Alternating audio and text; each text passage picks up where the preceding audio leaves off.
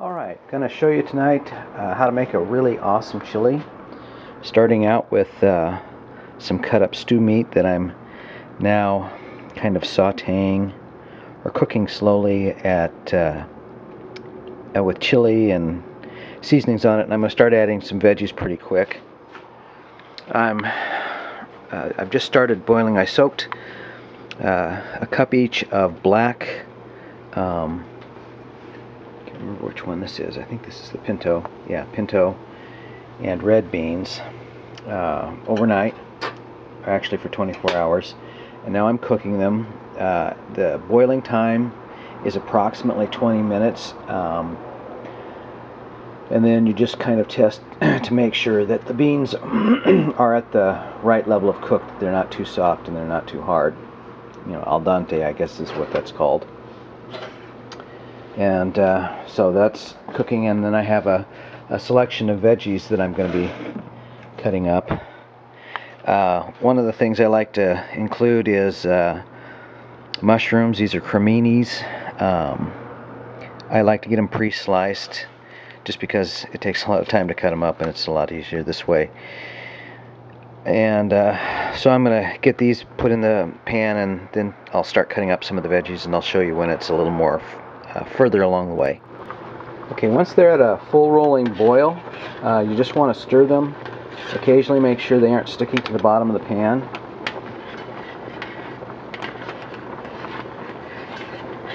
The beans. It's usually not too much of a problem. You just do it a couple of times. Once when they first start getting to a rolling boil, and then after they've been boiling for a few minutes, and after that they're not going to stick too bad unless you let the water get low, which should never happen. Alright, I've washed all my fresh veggies that have to be washed. Anything that you're going to include the skin and all in should be washed, unless you grew it in your own garden and know exactly what's on it. Alright, I'm going to get the veggies cut up. One of the things that I like to do with the bell peppers and with most of the fresh produce that I buy at the store is I'll try a little sample of it. That's a really good one. This one's quite tasty, and so I'm going to save the seeds from this, and I'll grow this. I'll grow a couple of these next year. And oh, there's a lot of seeds in here too.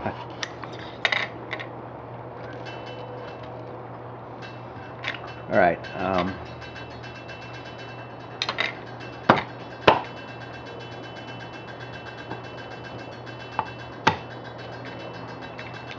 lot of seeds in this one, which means it's reasonably mature. Vine-ripened veggies are the best. Mine are not quite ready, so I buy them from the store.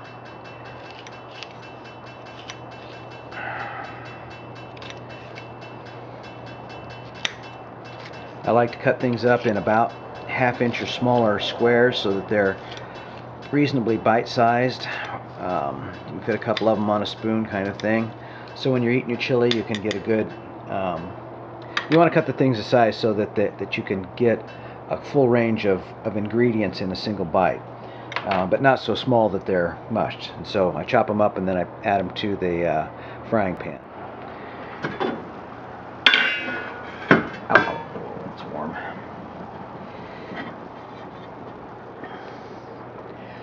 So I like to cook up a lot of the ingredients before I add the beans, and well, you'll see. But I like to cook a lot of these ingredients and seasonings while the beans are cooking, and then I'll put it all together in a big pot. And one of the things about this this recipe is that because you're using whole veggies, you know, individual veggies, the bell peppers, the pepper, the onion, and so on. Most of them you can't really effectively cut in half and use later unless you're going to use it like the next day.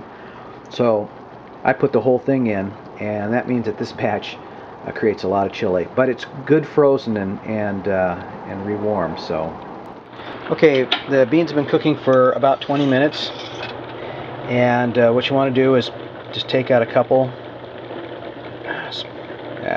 There we go. Oops. There we go, 2. I like to get two of different size so you can kind of get a range. That's the red beans. There's the pinto beans. And, ooh, steam on the lens. Not right. Steamed up the lens on the last one. Come on. There we go. So, you let these sit for a few seconds so they can cool off. Try the red beans first. Just the right consistency. Pinto beans, perfect. Black beans, perfect. So, turn the burners off, let them cool a little bit, and then rinse them and put them in the big pan. So I'm draining them, and I like to just give them a real quick rinse.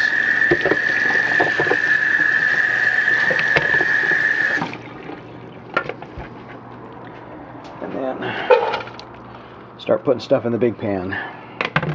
Alright, so 3 cups of dry beans turns into a really large amount of beans. Let's see if where's my big spoon? So, let me see if I can give you a good idea of just how much beans there is here. Yeah, and this is a big pan. It's almost a third full of beans already. So I probably should reduce the amount of beans in this recipe that you start with dry to half a cup each. Alright, one of the variations in the recipe is the type of chili you use. I'm not a real super spicy food fan, so I like to use what kind of chili pepper? I like to use Anaheim chilies, or some of the milder chilies. You can use jalapeno, or if you like really hot, you can use whatever. But I like to slice my my pieces of chili a little bit smaller than closer to a 1/4 inch. A little bit smaller piece.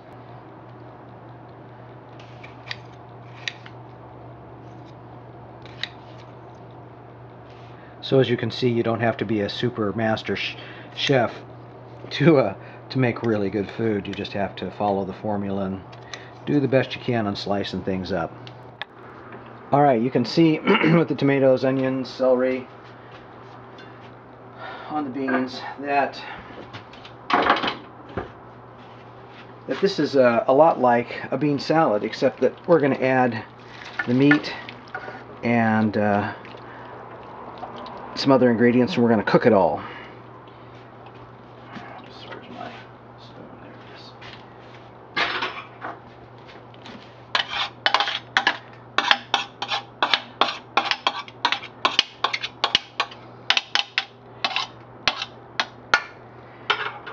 There we go.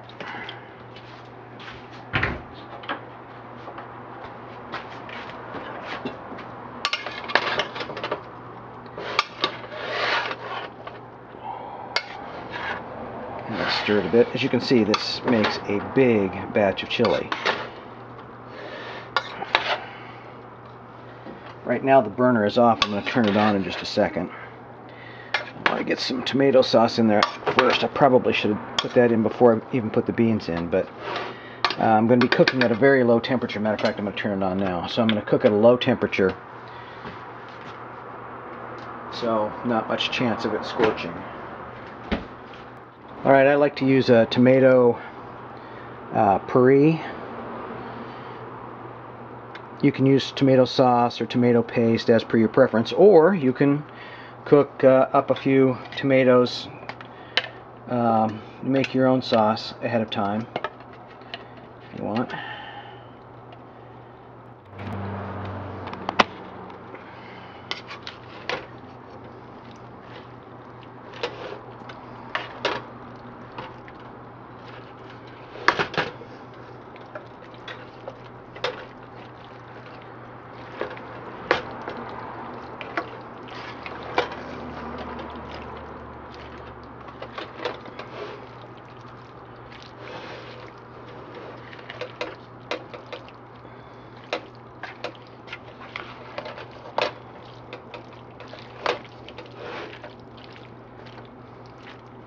Right, I've stirred it enough that I know that there's plenty. I've had it on medium heat for, I don't know, maybe 5-10 minutes. And I've stirred it a couple of times during that. And now you see that it's starting to bubble. Oh, and I made it stop. There you go. Starting to boil at the bottom. So, oops. Now it's time to turn the heat down to low to let it finish cooking at the lowest temperature possible.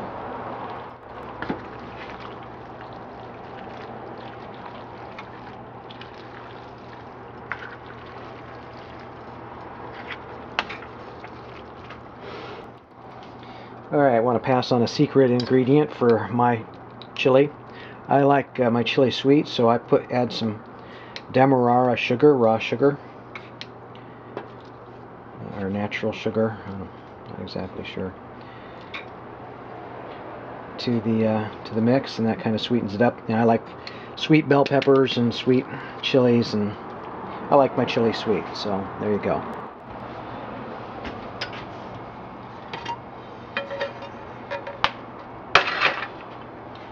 Alright, looks pretty done.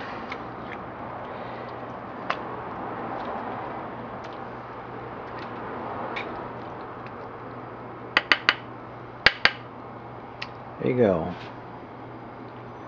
Bon appetit.